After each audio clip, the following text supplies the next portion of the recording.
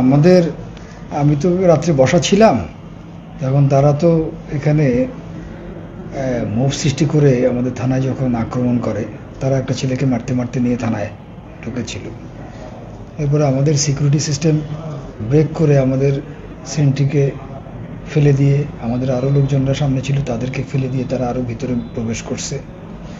আমাদের থানা হাজতে 7 জন রিমান্ডের আসামি ছিল।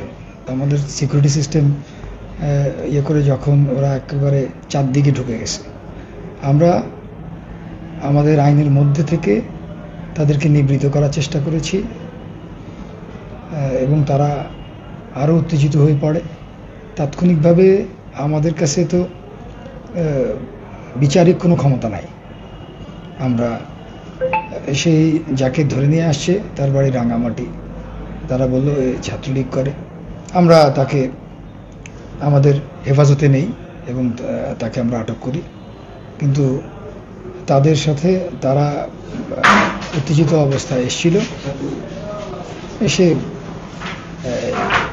উল্টো আমাদের ছেলেপেলেদেরকে আহত করছে, আমাদের সহকর্মীদেরকে আহত করছে। আমাদের সিস্টেম ব্রেক করেছে, নিরাপত্তা ব্যবস্থা। আমরা তাদেরকে আইনের মধ্যে থেকে নিবৃত করার চেষ্টা করেছি। সব গালাগাল করেছে, তারপরে আমাদেরকে আমাদের থানার ভাঙচুর করেছে।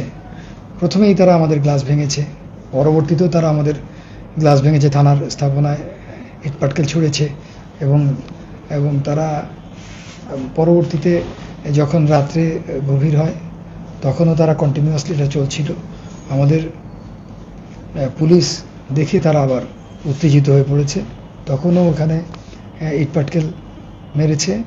আমাদের পুলিশ তাদেরকে নিবৃত করেছে। টানা 7ম বারের মতো বেস্ট টিস্যু পেপার ব্র্যান্ড হিসেবে স্বীকৃতি পেয়েছে বসুন্ধরা টিস্যু।